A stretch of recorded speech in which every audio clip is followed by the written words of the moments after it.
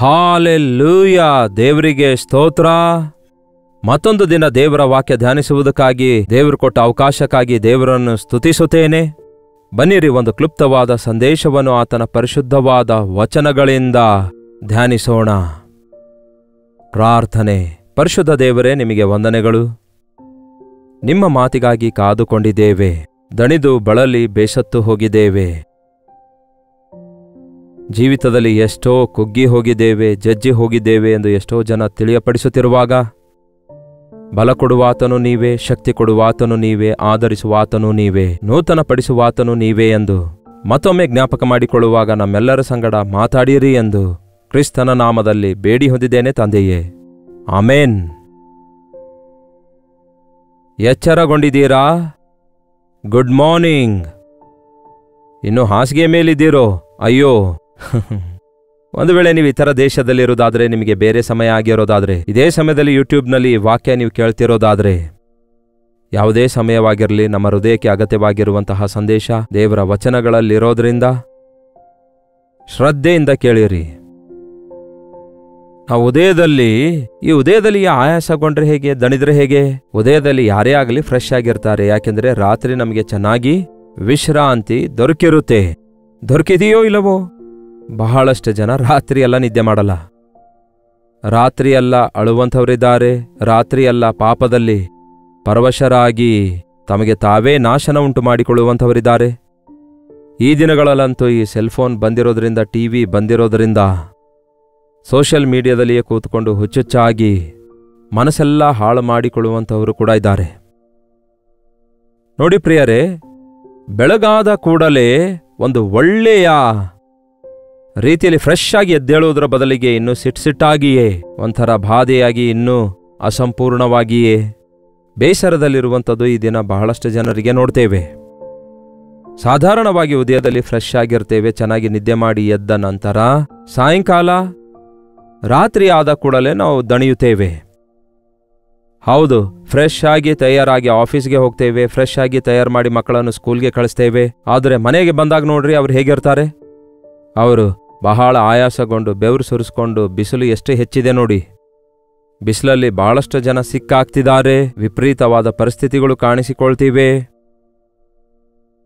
ಹೊರಗಡೆ ಹೋದ್ರೆ ಎಲ್ಲೆಡೆ ಪೊಲ್ಯೂಷನ್ ಇದೆ, ಗಾಳಿ ಹಾಳಾಗಿದೆ, ಆ ವಾತಾವರಣ ಹಾಳಾಗಿ ಹೋಗಿದೆ, ನೀರು ಕೂಡ ಹಾಳಾಗಿವೆ. ಸಾಯಂಕಾಲ ಅನ್ನೋಷ್ಟೊತ್ತಿಗೆ ಆಯಾಸಗೊಳ್ತೇವೆ. ಮತ್ತೆ ನಾವು ಚೆನ್ನಾಗಿ ಊಟ ಮಾಡಿ, ಭೋಜನ ಮಾಡಿ, ಚೆನ್ನಾಗಿ ನಿದ್ರೆ ಮಾಡಿದ್ರೆ ನಿದ್ದೆ ಹೋಗ್ತೇವೆ. ದೇವರು ಅದಕ್ಕಾಗಿ ಹಗಲನ್ನು ಕೆಲಸಕ್ಕಾಗಿ, ರಾತ್ರಿಯನ್ನು ನಿದ್ರೆಗಾಗಿ ನೇಮಿಸಿಟ್ಟಿದ್ದಾರೆ. ಆದರೆ ಅದನ್ನು ನಾವು ತಾರುಮಾರು ಮಾಡ್ತಿದ್ದೇವೆ.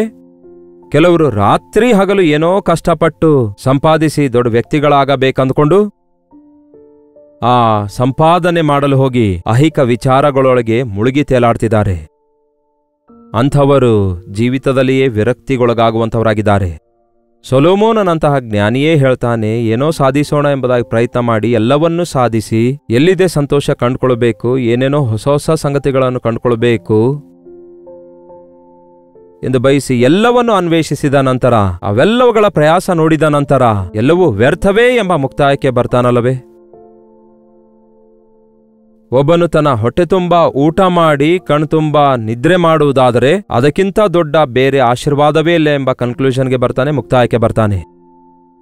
ನಮ್ಮ ಜೀವಿತದಲ್ಲಿಯೂ ಕೂಡ ಎಲ್ಲವೂ ಮುಗಿದೋದ ನಂತರ, ತಲೆ ಭಾರವಾದ ನಂತರ, ಬದುಕು ಭಾರವಾದ ನಂತರ, ಕುಗ್ಗಿ ಹೋದ ನಂತರ, ಅನವಶ್ಯಕವಾದವುಗಳಿಗೋಸ್ಕರ ಆಯಾಸಪಟ್ಟು ಪ್ರಯಾಸಪಟ್ಟು ಹೀಗಾದ್ರೂ ಮಾಡಿ ಏನಾದ್ರೂ ಸಾಧಿಸಬೇಕೆಂದು ಬಯಸುವುದಾದರೆ ಕೊನೆಗೆ ಉಳಿಯುವಂಥದ್ದು ನಿರಾಶೆಯೇ, ನಿರುತ್ಸಾಹವೇ. ಅಂತಹ ಪರಿಸ್ಥಿತಿಗಳಲ್ಲಿ ಬಹಳಷ್ಟು ಜನ ಈ ದಿನ ಇದ್ದಾರೆ. ನೀವು ಕೂಡ ಇದ್ದೀರೋ? ಬೇಸತ್ತು ಹೋಗಿದ್ದೀರೋ? ಕುಗ್ಗಿ ಹೋಗಿದ್ದೀರೋ? ದಣಿದವರಾಗಿದ್ದೀರೋ? ಇನ್ನೆಷ್ಟು ಕಾಲ ಈ ಬದುಕು? ಇನ್ನೆಷ್ಟು ಕಾಲ ಈ ಹೋರಾಟ? ಇನ್ನೆಷ್ಟು ಕಾಲ ಈ ಸಮಸ್ಯೆ? ಇನ್ನೆಷ್ಟು ಕಾಲ ಈ ಅವಮಾನ ನಾನು ಸಹಿಸಬೇಕು? ಇನ್ನೆಷ್ಟು ಕಾಲ ಈ ನಿಂದೆ ಸಹಿಸಬೇಕು? ಇನ್ನೆಷ್ಟು ಕಾಲ ನನ್ನ ಬದುಕು ಈ ರೀತಿಯಾಗಿ ಹಾಳಾಗಬೇಕು ಎನ್ನುವಂತಹ ಬೇಸರ ಇದೆಯಾ? ಅದಕ್ಕೊಳಗಾಗಿದ್ದೀರಾ?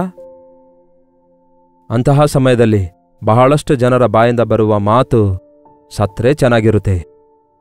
ಸತ್ರೆ ಚೆನ್ನಾಗಿರಲ್ಲ ಪ್ರಿಯರೇ. ಅಂತಹ ಪರಿಸ್ಥಿತಿಯಲ್ಲಿ ನಾವು ಮರಣ ಹೊಂದುವುದಾದರೆ ಅದಕ್ಕಿಂತಲೂ ಘೋರವಾದ ಸ್ಥಳದಲ್ಲಿ ಇರ್ತೇವೆ. ದಣಿದವರನ್ನು ಆದರಿಸುವಂತಹ ದೇವರಿದ್ದಾರೆ ಪ್ರಿಯರೇ. ಬಲಪಡಿಸುವ ಪ್ರಭು ಇದ್ದಾರೆ. ನೋಡೋಣ ಬನ್ನಿ, ಯೆಶಾಯನ ಪುಸ್ತಕ 40ನೇ ಅಧ್ಯಾಯ 28ನೆಯ ವಚನ. ನೀನು ಗ್ರಹಿಸಲಿಲ್ಲವೋ? ನೀನು ಕೇಳಲಿಲ್ಲವೋ? ಯೆಹೋವನು ನಿರಂತರ ದೇವರು, ಭೂಮಿಯ ಕಟ್ಟಕಡೆಗಳನ್ನು ನಿರ್ಮಿಸಿದವನೂ ಆಗಿದ್ದಾನೆ. ಯಾರು ಆತನು? ಭೂಮಿಯ ಕಟ್ಟಕಡೆಗಳನ್ನು. ಭೂಮಿಯ ಕಟ್ಟಕಡೆಗೂ ನಾವು ಸಮುದ್ರದ ಹತ್ತಿರ ನಿಂತುಕೊಂಡು ನೋಡಿದ್ರೆ ಆಕಾಶವು ಸಮುದ್ರವು ಮುದ್ದಿಟ್ಟುಕೊಳ್ಳುವಂತೆ ಕಾಣಿಸುತ್ತೆ. ಆದರೆ ಅಷ್ಟಕ್ಕೆ ಸಮುದ್ರ ನಿಂತೋಗೋದಿಲ್ಲ, ಅಲ್ಲಿ ಆಕಾಶ ಇಳಿದು ಹೋಗಲ್ಲ. ಇನ್ನೂ ಅದರ ಕೆಳಗಡೆಯೂ ಕೂಡ ಇದೆ, ಭೂಮಿಯ ಕಟ್ಟಕಡೆಯವರೆಗೂ. ಭೂಗೋಳವನ್ನು ಶೂನ್ಯದಲ್ಲಿಯೇ ನೇತಾಡಿಸಿದ್ದಾರೆ ದೇವರು. ಸಕಲ ಸೃಷ್ಟಿಯನ್ನು ಸೃಷ್ಟಿ ಮಾಡಿರುವ ದೇವರು ದಣಿದು ಬಳಲಲಿಲ್ಲ. ಒಂದು ವಸ್ತು ನಾವು ಕೊಂಡುಕೊಳ್ಳುವುದಕ್ಕಿಂತಲೂ ಹೆಚ್ಚಾಗಿ ಅದನ್ನು ಮೇಂಟೈನ್ ಮಾಡುವುದೇ ಬಹಳ ಕಷ್ಟ. ಕೊಂಡ್ಕೊಳ್ಬೇಕಾದದನ್ನು ಕೊಂಡ್ಕೊಳ್ತೇವೆ, ಆದರೆ ದಿನಾಲೂ ಅದನ್ನು ಒರೆಸಬೇಕು, ಅದಕ್ಕೆ ಬೇಕಾದ ಜಾಗರೂಕತೆ ತೆಗೆದುಕೊಳ್ಳಬೇಕು, ಅದನ್ನು ಬಳಸಬೇಕು. ಒಂದು ವೇಳೆ ಏನಾದರೂ ಕೆಟ್ಟು ಹೋಗುವಾಗ ಮೇಲಿಂದ ಮೇಲೆ ರಿಪೇರ್ ಮಾಡಿಕೊಳ್ಬೇಕು, ಒರೆಸಿಟ್ಕೊಳ್ಬೇಕು, ತೊಳೆದಿಟ್ಕೊಳ್ಬೇಕು. ದೇವರು ಸೃಷ್ಟಿಯನ್ನು ಸೃಷ್ಟಿಸಿದ್ದಲ್ಲದೆ ಸೃಷ್ಟಿಯನ್ನು ಮೇಂಟೈನ್ ಕೂಡ ಮಾಡ್ತಿದ್ದಾರೆ. ಮಾನವನು ಹಾಳು ಮಾಡ್ತಿದ್ದಾನೆ, ಅದು ಬೇರೆ ವಿಷಯ. ನಾವೇನ್ ಮಾಡ್ಲಿಕ್ಕಾಗುತ್ತೆ? ನಾವು ಏನ್ ಮಾಡ್ಲಿಕ್ಕಾಗತ್ತೆ ಪ್ರೇರೆ? ನಾವು ಮಾಡೋದೆಲ್ಲ ಹಾಳು ಕೆಲಸವೇ. ಒಳ್ಳೇದು ಮಾಡಲು ನಮ್ಮ ಕೈಲಾಗಲ್ಲ. ಕೇಡು ಮಾಡುವುದೇ ಮನುಷ್ಯನಿಗೆ ಗೊತ್ತು, ಮೇಲು ಮಾಡುವುದು ಮನುಷ್ಯನಿಗೆ ಗೊತ್ತಿಲ್ಲ. ಹಳೆ ಆದಾಮನ ಸ್ವಭಾವದಿಂದ ಈ ದಿನ ಮನುಷ್ಯರು ನಾಶನ ಮಾಡಿಕೊಳ್ತಿದ್ದಾರೆ. ಮಾನವರು ನಾಶವಾಗ್ತಿದ್ದಾರೆ. ಯುದ್ಧಗಳಲ್ಲಿ ನೋಡಿರಿ, ಹೇಗೆ ಬಾಂಬ್ಗಳನ್ನು ಹಾಕಿ ಒಬ್ಬರನ್ನೊಬ್ಬರು ನಾಶ ಮಾಡಿಕೊಳ್ತಿದ್ದಾರೆ ನೋಡಿ. ಅಯ್ಯೋ, ಎಂತಹ ಕಟ್ಟಡಗಳನ್ನು ಕೆಡವಿ ಹಾಕ್ತಿದ್ದಾರೆ ನೋಡಿ. ಏನೋ ಸಾಧಿಸಿದ್ದೇವೆ ಎನ್ನುವಂತೆ ಕುಣಿದಾಡ್ತಿದ್ದಾರೆ. ಆಹಾರ ನೀರು ಇಲ್ಲದೆ ಅನೇಕರನ್ನು ಅನಾಥರನ್ನಾಗಿ ಮಾಡುತ್ತಾ ಮನುಷ್ಯರ ಇಂತಹ ಕ್ರೂರತ್ವದಿಂದ ದಿಕ್ಕಿಲ್ಲದ ಸ್ಥಿತಿಗೆ ಜೊತೆ ಮಾನವರನ್ನು ಕೊಂಡೊಯ್ಯುವ ಕೀಳ್ಮಟ್ಟದ ಪರಿಸ್ಥಿತಿಗೆ ಬಿದ್ದೋಗ್ತಿದ್ದಾರೆ. ಒಳ್ಳೆಯದು ಮಾಡಲು ಕೈಲಾಗೋದಿಲ್ಲ. ಕೇಡು ಮಾಡುವುದರಲ್ಲೇ ಮನುಷ್ಯ ಮುಂದೆ ಸಾಗ್ತಿದ್ದಾನೆ. ಮನುಷ್ಯನು ಅದಕ್ಕಾಗಿಯೇ ಕೇಡಿಗೆ ಪ್ರತಿ ಕೇಡು ಅನುಭವಿಸುತ್ತಿದ್ದಾನೆ. ಅವನ ಜೀವಿತದಲ್ಲಿ ಆ ಬಾಧೆಗಳು, ಆ ಶ್ರಮೆಗಳು ಅವನ ಬಳಿಗೆ ಬಂದಾಗಲೇ ಗೊತ್ತಾಗ್ತಿವೆ. ಅದಕ್ಕೆ ಕನ್ನಡದಲ್ಲಿ ಒಂದು ಗಾದೆ ಇದೆ, ಬಿತ್ತಿದ್ದನ್ನೇ ಕೊಯ್ಯಲೇಬೇಕು ಎಂಬುದಾಗಿ. ನಾವು ಎಷ್ಟೇ ಪ್ರಯಾಸಪಟ್ಟರೂ ದೇವರು ನಮ್ಮನ್ನು ಎಷ್ಟರ ಮಟ್ಟಿಗೆ ಆಶೀರ್ವದಿಸುವರೋ ಅಷ್ಟರ ಮಟ್ಟಿಗೆ ಆಶೀರ್ವದಿಸಲ್ಪಡುವೆವು. ಮನುಷ್ಯರಾಗಿ ನಾವು ಪ್ರಯಾಸ ಪಟ್ಟದ್ದರಿಂದ ನಮ್ಮ ಆಸ್ತಿ ಹೆಚ್ಚಾಗೋದಿಲ್ಲ. ಚಿಂತೆ ಮಾಡುವುದರಿಂದ ನೀವು ಮೊಳೆ ಉದ್ದ ಬೆಳೆಯುವುದಿಲ್ಲ. ಅದಕ್ಕೆ ವಾಕ್ಯ ಹೇಳ್ತದೆ, ನಮ್ಮ ದೇವರು ದಣಿದು ಬಳಲಲಾರದ ದೇವರಾಗಿರುವುದರಿಂದ ಆತನು ದಣಿಯುವುದಿಲ್ಲ, ಬಳಲುವುದಿಲ್ಲ. ಆತನ ವಿವೇಕವು ಪರಿಶೋಧನೆಗೆ ಅಗಮ್ಯ. ಆತನು ಎಷ್ಟೇ ಕಾಲವಾಗಲಿ, ಯುಗಯುಗಗಳವರೆಗೂ, ತಲತಲಾಂತರಗಳವರೆಗೂ ಆತನು ನಮ್ಮಂತಹ ಮಾನವರ ವಿಷಯದಲ್ಲಿ ತಾಳ್ಮೆಯಿಂದ, ಸಹನೆಯಿಂದ, ಪ್ರೀತಿಯಿಂದ ನಾವು ನಶಿಸಿ ಹೋಗಬಾರದೆಂದು, ನರಕಕ್ಕೆ ಹೋಗಬಾರದೆಂದು, ಸೈತಾನನಿಗೆ ಸಿದ್ಧ ಮಾಡಿಟ್ಟಿರುವ ಪಾತಾಳಕ್ಕೆ ಹೋಗಬಾರದೆಂದು ನಮಗೋಸ್ಕರ ಆತನು ಮಾಡಬೇಕಾದದ್ದನ್ನೆಲ್ಲ ಮಾಡಿ ಈ ದಿನ ನಮಗಾಗಿ ವಿಜ್ಞಾಪನೆ ಮಾಡ್ತಿದ್ದಾರೆ. ಆತನು ದಣಿದು ಬಳಲುವುದಿಲ್ಲ, ಹೌದಲ್ಲವೇ? 29ನೇ ವಚನ, ಸೋತವರಿಗೆ ತ್ರಾಣ ಅನುಗ್ರಹಿಸುವ ಆತನು ಆತನೇ, ನಿರ್ಬಲರಿಗೆ ಬಹುಬಲವನ್ನು ದಯಪಾಲಿಸುವ ಆತನು ಆತನೇ. ನೀವು ಸೋತು ಹೋಗುತ್ತಾ ಇದ್ದೀರಾ? ಬಲಪಡಿಸುವ ಕರ್ತನಿದ್ದಾರೆ ಪ್ರಿಯರೇ. ಆಯಾಸಗೊಳ್ತಾ ಇದ್ದೀರಾ? ಬಲ ಕೊಡುವ ದೇವರಿದ್ದಾರೆ. ಅದಕ್ಕಾಗಿಯೇ ನೀವು ದಣಿದು ಬಳಲಿದ್ದಂತಹ ಸಮಯದಲ್ಲಿ ಕರ್ತನ ಮೇಲೆ ಆದುಕೊಳ್ಳಿರಿ, ಕರ್ತನ ಸನ್ನಿಧಿಯಲ್ಲಿ ಮೊಳಕಾಲೂರಿರಿ, ಕರ್ತನ ಮಾತಿಗಾಗಿ ಕಾದುಕೊಂಡಿರಿ. ಕರ್ತನೇ ನನಗೆ ಸಹಾಯ ಮಾಡಿರಿ ಎಂದು ಪ್ರಾರ್ಥನೆ ಮಾಡಿರಿ. ನಮ್ಮ ಕೈಲಾಗಲ್ಲ ನಮ್ಮ ಚಿಕ್ಕಿನಿಂದ ನಾವು ಹೊರಬರುವುದಕ್ಕಾಗಿ. ಯಾವುದೇ ಮಾನವನು ಮತ್ತೊಬ್ಬ ಮಾನವನಿಗೆ ತನ್ನ ಸಮಸ್ಯೆಗಳಿಂದ ತಪ್ಪಿಸಲಾರನು, ಮರಣದಿಂದ ತಪ್ಪಿಸಲಾರನು. ಆದರೆ ನಮ್ಮ ಕರ್ತನು ಜೀವ ಕೊಟ್ಟಂತಹ ದೇವರು, ಪ್ರಾಣ ಕೊಟ್ಟಂತಹ ದೇವರು, ನಮ್ಮನ್ನು ಸೃಷ್ಟಿಸಿದಂತಹ ಸೃಷ್ಟಿಕರ್ತನು, ನಮಗೋಸ್ಕರ ಪ್ರಾಣ ಕೊಟ್ಟಿರುವ ವಿಮೋಚನೆಯ ಕರ್ತ, ನಮ್ಮನ್ನು ಬಲಪಡಿಸುವುದಕ್ಕಾಗಿ ಹಾಗೂ ನಮ್ಮೆಲ್ಲರನ್ನು ಆದರಿಸುವುದಕ್ಕಾಗಿ, ನಮಗೆ ಬಹುಬಲ ಕೊಡುವುದಕ್ಕಾಗಿ ಆತನು ಯಾವಾಗಲೂ ಸಿದ್ಧವಾಗಿದ್ದಾನೆ. ಅಷ್ಟೇ ಅಲ್ಲ, ಯುವಕರು ದಣಿದು ಬಳಲುವರು, ತರುಣರು ಸೊರಗಿ ಮುಗ್ಗರಿಸುವರು. ಅಂದರೆ ಬಾಲಕರು ದಣಿದು ಹೋಗುವರು, ಬಳಲುವರು, ತರುಣರು ಸೊರಗಿ ಮುಗ್ಗರಿಸುವರು. ಚಿಕ್ಕ ವಯಸ್ಸಲ್ಲಿರುವಂಥವರು ಬೇಗ ಬೇಗನೆ ದಣಿದು ಹೋಗ್ತಿದ್ದಾರೆ. ಈ ದಿನ ನಮಗಿದ್ದಷ್ಟು ಸ್ಟ್ಯಾಮಿನಾ ಅವರಿಗಿಲ್ವಲ್ಲ. ಈ ಯವನಸ್ಥರು ಬಹಳಷ್ಟು ದುಡುಕುತ್ತಾರಲ್ಲವೇ, ಹಾಗೆ ದುಡುಕಿ ಸೊರಗಿ ಮುಗ್ಗರಿಸುತ್ತಾರೆ. ಸ್ಪೀಡಾಗಿ ಓಡಬೇಕಂದುಕೊಂಡು ಕಾಲ್ಜಾರಿ ಬಿದ್ದಂತೆ ಅವರು ಉದ್ರೇಕದಲ್ಲಿರುತ್ತಾರೆ. ಸ್ಪಿರಿಚುವಲ್ ಅಲ್ಲಿ ನೋಡಿದ್ರೂ ಕೂಡ ಹೊಸದಾಗಿ ರಕ್ಷಣೆ ಹೊಂದಿದಾಗ ಹಾಗಿರ್ತಾರೆ. ನೀವು ರಕ್ಷಣೆ ಹೊಂದಿದ್ದೀರಾ ಅಥವಾ ಬಹಳ ಕಾಲವಾಯಿತು? ಹೊಸದಾಗಿ ರಕ್ಷಣೆ ಹೊಂದಿದಾಗ ಶೋಧನೆ ಎದುರಿಸುವಂಥದ್ದು ನಿಮಗೆ ಅದು ಮೊಟ್ಟ ಮೊದಲ ಸಾರಿಯಾಗಿದ್ದಾಗ ಕೆಲವೊಂದು ಸಾರಿ ದಣಿಯುತ್ತೀರಿ, ಕೆಲವೊಂದು ಸಾರಿ ಬಲಹೀನರಾಗ್ತೀರಿ, ಕೆಲವೊಂದು ಸಾರಿ ಭಕ್ತಿಯಲ್ಲಿ ನೀವು ಮುಂದಕ್ಕೆ ಸಾಗುತ್ತಾ ಯೌವನ ಸ್ಥಿತಿಗೆ ಸೇರಿರುವಂತೆ ಸ್ವಲ್ಪ ಉದ್ರೇಕಕ್ಕೊಳಗಾಗಿ ದೇವರಿಗಾಗಿ ಏನಾದರೂ ಮಾಡಬೇಕಂದ್ಕೊಂಡು ಒಂಥರ ಛಲದಿಂದ ಕೆಲಸ ಮಾಡಲು ಇಚ್ಛಯಿಸುವಂಥವರನ್ನು ಬಹಳಷ್ಟು ಕಡೆ ನೋಡ್ತೇವೆ. ಉದ್ರೇಕದಿಂದ ಕೂಡಿದ ಭಕ್ತಿಯಲ್ಲ ಪ್ರಿಯರೇ ಯೇಸು ನಮಗೆ ಕಲಿಸಿರೋದು. ಯಾವಾಗಲೂ ಎಗರುವಂಥವನು ಎಂದೇ ಆಗಲಿ ಕೆಳಗೆ ಬೀಳುವುದು ತಪ್ಪಿದಲ್ಲ ಎಂದು ಒಬ್ಬ ವ್ಯಕ್ತಿ ಹೇಳಿದ್ದಾನೆ. ನಮ್ಮ ಜೀವಿತದಲ್ಲಿ ಸ್ಥಿರವಾದ ಮನಸ್ಸುಳ್ಳವರಾಗಿರಬೇಕಾದರೆ, ಒಂದು ಸ್ಟೆಬಿಲಿಟಿ ಇರಬೇಕಾದರೆ, ಎಲ್ಲಾ ಪರಿಸ್ಥಿತಿಗಳಲ್ಲಿಯೂ ಕಾಮಾಗಿ ನೆಮ್ಮದಿಯಿಂದ ಎದುರಿಸಬೇಕಾದರೆ, ಕುಗ್ಗಿ ಹೋಗಲಾರದಂತೆ ಇರಬೇಕಾದ್ರೆ, ಉಬ್ಬಿ ದೊಬ್ಬಲ್ಪಡದೇ ಇರಬೇಕಾದರೆ, ವಾಕ್ಯದಲ್ಲಿ ಒಂದು ಮಾತು ಹೇಳಲಾಗಿದೆ, ಯೆಹೋವನನ್ನು ನಿರೀಕ್ಷಿಸುವವರೋ ಹೊಸ ಬಲವನ್ನು ಹೊಂದುವರು.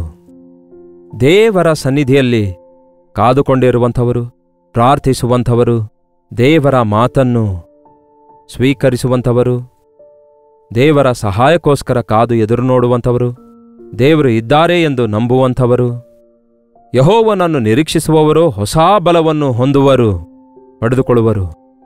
ಮೇಲಿಂದ ಮೇಲೆ ನೂತನ ಬಲವನ್ನು ಹೊಂದಿಕೊಳ್ಳುತ್ತಾ ಇರಬೇಕು. ನೂತನವಾದ ಶಕ್ತಿ, ನೂತನವಾದ ವಿಶ್ವಾಸ. ಇನ್ನೇನು ನನ್ನ ಕತೆ ಮುಗಿದೋಯ್ತು ಅಂದ ಕೂಡಲೇ ಮತ್ತೊಂದು ಹೊಸ ಕತೆ ಪ್ರಾರಂಭವಾಗಬೇಕು.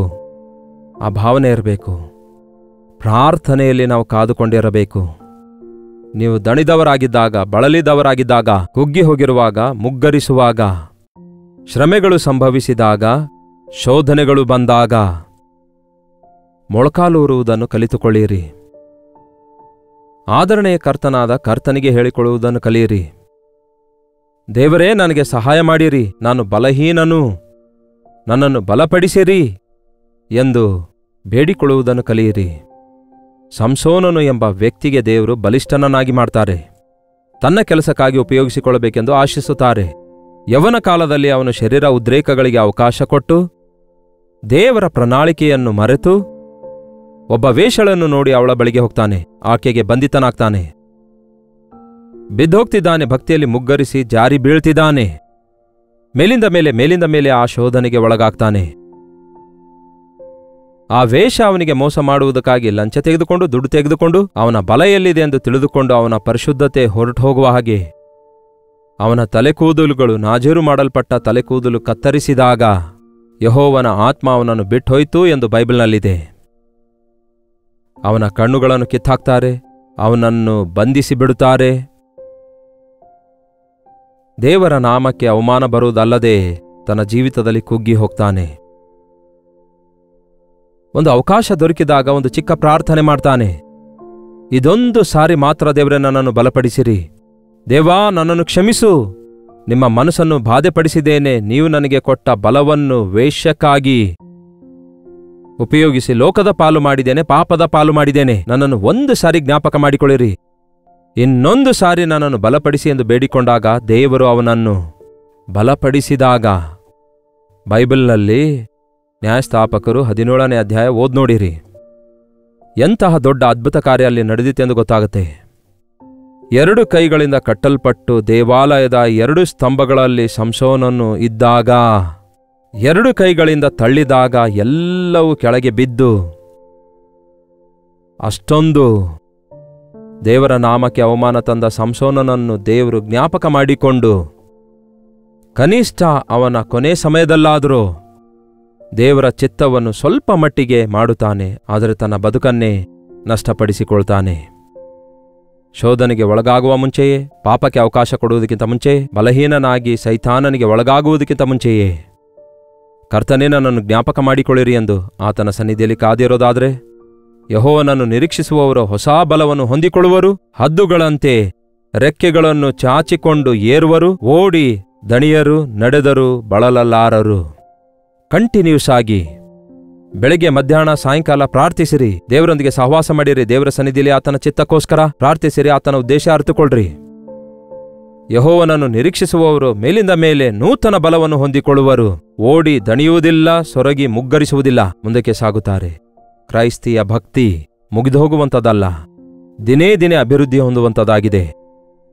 ನಾವು ದಿನೇ ದಿನೇ ನಿಂತು ಹೋಗುವವರಾಗಿ, ಕುಗ್ಗಿ ಹೋಗುವವರಾಗಿ, ಬಲಹೀನರಾಗುವವರಾಗಿ ಈ ಅಂತ್ಯಕಾಲದಲ್ಲಿ ಇರುತ್ತಿರುವುದಾದರೆ, ನಾವು ಮಾಡದೇ ಇರುವ ಕೆಲಸ ಒಂದಾಗಿದೆ, ನಮ್ಮಲ್ಲಿರುವ ಲೋಪ ಒಂದೇ ಆಗಿದೆ. ಅದೇನೆಂದರೆ ಯೆಹೋವನನ್ನು ನಿರೀಕ್ಷಿಸಿಕೊಂಡು ಕಾದಿರುತ್ತಾ ಇಲ್ಲ, ಅಂದರೆ ದೇವರ ಸನ್ನಿಧಿಯಲ್ಲಿ ಕಾದುಕೊಂಡಿಲ್ಲ, ದೇವರ ಚಿತ್ತ ಕಂಡುಕೊಳ್ತಾ ಇಲ್ಲ, ದೇವರ ಸಹಾಯಕ್ಕಾಗಿ ಎದುರು ನೋಡ್ತಾ ಇಲ್ಲ, ದೇವರ ಬಲಕ್ಕಾಗಿ ಬೇಡಿಕೊಳ್ತಾ ಇಲ್ಲ. ಇಂದಿನಿಂದ ದಣಿದಾಗ, ಬಳಲಿದಾಗ, ಕುಗ್ಗಿ ಹೋದಾಗ, ಸೋತು ಹೋದಾಗ, ದೇವರೇ ನನ್ನನ್ನು ಒಂದು ಸಾರಿ ಬಲಪಡಿಸುವಿರಾ? ದೇವರೇ ನನ್ನನ್ನು ಆದರಿಸುವಿರಾ? ದೇವರೇ ನನಗೆ ಸಹಾಯ ಮಾಡುವಿರಾ? ಈ ಆಯಾಸತನದಿಂದ, ಈ ನಿರುತ್ಸಾಹದಿಂದ ನನ್ನನ್ನು ಬಿಡಿಸುವಿರಾ ಎಂದು ನಾವು ಬೇಡಿಕೊಳ್ಳುವುದಾದರೆ ಅದ್ಭುತವಾಗಿ ಉತ್ತರ ಹೊಂದಿಕೊಳ್ತೇವೆ. ಆಧ್ಯಾತ್ಮಿಕವಾಗಿ ಬಲಿಷ್ಠರಾಗಿ ಮುಂದಕ್ಕೆ ಸಾಗುವವರಾಗಿರ್ತೇವೆ. ಪ್ರಾರ್ಥನೆ. ಪರಿಶುದ್ಧ ದೇವರೇ, ಪ್ರೀತಿಯುಳ್ಳ ತಂದೆಯೇ, ಈ ಲೋಕಯಾತ್ರೆಯಲ್ಲಿ ಮುಂದೆ ಸಾಗುತ್ತಿರುವಾಗ ನಾವು ಸೋತು ಹೋಗ್ತಿದ್ದೇವೆ, ಮುಗ್ಗರಿಸುತ್ತಾ ಇದ್ದೇವೆ, ಕುಗ್ಗಿ ಹೋಗ್ತಿದ್ದೇವೆ, ಬಹಳಷ್ಟು ಸಾರಿ ಬಿದ್ದು ಹೋಗ್ತಿದ್ದೇವೆ. ಆದರೂ ನಿಮ್ಮ ಕಡೆಗೆ ಕೈ ಚಾಚಿದಾಗ ಮೇಲೆತ್ತುವ ದೇವರಾಗಿದ್ದೀರೆಂದು, ನಿಮಗೆ ಮೊರೆ ಇಟ್ಟರೆ ಉತ್ತರಿಸುವ ದೇವರಾಗಿದ್ದೀರೆಂದು, ನಿಮ್ಮ ಸನ್ನಿಧಿಯಲ್ಲಿ ಕಾದುಕೊಂಡಿದ್ದರೆ ನೂತನ ಬಲ ಕೊಡುವವರಾಗಿದ್ದೀರೆಂದು ನಂಬುವವರಾಗಿದ್ದೇವೆ. ದಣಿಯಲಾರದಂತಹ, ಬಳಲಲಾರದ ನಿತ್ಯನಾದ ತಂದೆ ನೀವಿದ್ದೀರಿ. ನಿರ್ಬಲರಿಗೆ ಬಲ ಅನುಗ್ರಹಿಸುವ ದೇವರಾಗಿದ್ದಾರೆ ಎಂಬ ನಂಬಿಕೆಯೊಂದಿಗೆ ನಿಮ್ಮ ಸನ್ನಿಧಿಯಲ್ಲಿ ಕಾದುಕೊಂಡಿದ್ದು ಪ್ರಾರ್ಥನೆ ಮಾಡಲು ನಮಗೆ ಸಹಾಯ ಮಾಡಿರಿ. ಈ ದಿನ ಯಾರೆಲ್ಲ ಕುಗ್ಗಿ ಹೋಗಿದ್ದಾರೋ, ಕುಟುಂಬ ಸಮಸ್ಯೆದ ನಿಮಿತ್ತ, ಶರೀರ ಅನಾರೋಗ್ಯದ ನಿಮಿತ್ತ, ಉದ್ಯೋಗ ಭಾರದ ನಿಮಿತ್ತ, ಆರ್ಥಿಕ ತೊಂದರೆಯ ನಿಮಿತ್ತ, ಯಾವ ಸಮಸ್ಯೆಯಲ್ಲಿ ಯಾರು ಯಾವ್ಯಾವ ವಿಷಯದಲ್ಲಿ ಕುಗ್ಗಿ ಹೋಗಿದ್ದಾರೋ, ದಣಿದು ಬಳಲಿ ಮುಗ್ಗರಿಸುತ್ತಿದ್ದಾರೋ ಅಂಥವರನ್ನು ನಜರೇತಿನ ಯೇಸುವಿನ ನಾಮದಲ್ಲಿ ಬಿಡುಗಡೆ ಮಾಡುತ್ತಿದ್ದೇವೆ. ಅವರು ನಿಮಗೆ ಮೊರೆಯಿಟ್ಟು ನೂತನ ಬಲ ಹೊಂದಿಕೊಂಡು ದಣಿದು ಬಳಲದೆ, ಸೊರಗಿ ಮುಗ್ಗರಿಸದೆ ಮುಂದೆ ಸಾಗುವಂತೆ ಕೃಪೆಯನ್ನು ಅನುಗ್ರಹಿಸಿರಿ. ಸ್ಥಿರವಾಗಿರುವಂತೆ ನಮ್ಮಲ್ಲಿ ಪ್ರತಿಯೊಬ್ಬರಿಗೂ ಸಹಾಯ ಮಾಡಿರಿ ಎಂದು ಕ್ರಿಸ್ತನ ನಾಮದಲ್ಲಿ ಬೇಡುತ್ತೇವೆ ತಂದೆಯೇ, ಆಮೇನ್. ನಮ್ಮ ತಂದೆಯಾದ ದೇವರ ಪ್ರೀತಿಯು, ಮಗನಾಗಿರುವ ಕ್ರಿಸ್ತನ ಕೃಪೆಯು, ಆದರಣೆಕರ್ತನಾದ ಪವಿತ್ರಾತ್ಮನ ಸಹವಾಸವು ಕೂಡಿ ಬಂದಿರುವ ನಮ್ಮೆಲ್ಲರ ಸಂಗಡ ಸದಾಕಾಲಕ್ಕೂ ನೆಲೆಯಾಗಿರಲಿ. ಆಮೇನ್. ದೇವರಿಗೆ ಸ್ತೋತ್ರ. ನಿಮ್ಮ ಪ್ರಾರ್ಥನಾ ಮನವಿಗಳನ್ನು 8939731313 ನಂಬರಿಗೆ, ನೀವು ಇತರ ದೇಶದಿಂದಲೂ ವೀಕ್ಷಿಸುವುದಾದರೆ ಕೊಡಲ್ಪಟ್ಟ ಇದೇ ನಂಬರ್ಗೆ ನಿಮ್ಮ ಮನವಿ ಕಳಿಸಿಕೊಡಿರಿ. ನಿಮ್ಮ ಪಕ್ಷದಲ್ಲಿ ನಾವು ಪ್ರಾರ್ಥಿಸ್ತಿದ್ದೇವೆ. ನೀವೆಲ್ಲಿಂದ ವೀಕ್ಷಿಸುತ್ತಾ ಇದ್ದೀರೆಂದು ನಿಮ್ಮ ಹೆಸರು, ಊರು ಲೈವ್ ಚಾಟ್ನಲ್ಲಿ ಬಂದು ಟೈಪ್ ಮಾಡಿರಿ. ಡಾಕ್ಟರ್ ಜೈಪಾಲ್ ಕನ್ನಡ ಯೂಟ್ಯೂಬ್ ಚಾನಲ್ಗೆ ಇನ್ನೂ ಸಬ್ಸ್ಕ್ರೈಬ್ ಮಾಡಿಕೊಳ್ಳದಿದ್ದರೆ ಸಬ್ಸ್ಕ್ರೈಬ್ ಮಾಡಿಕೊಳ್ಳಿ ಮತ್ತು ಲೈಕ್ ಮಾಡುವುದನ್ನು, ಶೇರ್ ಮಾಡುವುದನ್ನು ಮರೆಯಬೇಡಿರಿ. ಕರ್ತನ ಚಿತ್ತವಿರುವುದಾದರೆ ಮತ್ತೆ ನಾಳೆ ಇದೇ ಅನುದಿನದ ಧ್ಯಾನ ಎಂಬ ಕಾರ್ಯಕ್ರಮದಲ್ಲಿ ಮತ್ತೆ ಭೇಟಿಯಾಗೋಣ. ಅಲ್ಲಿಯವರೆಗೂ ದೇವರ ಮಹಾಕೃಪೆ ನಿಮ್ಮೆಲ್ಲರೊಂದಿಗಿರಲಿ.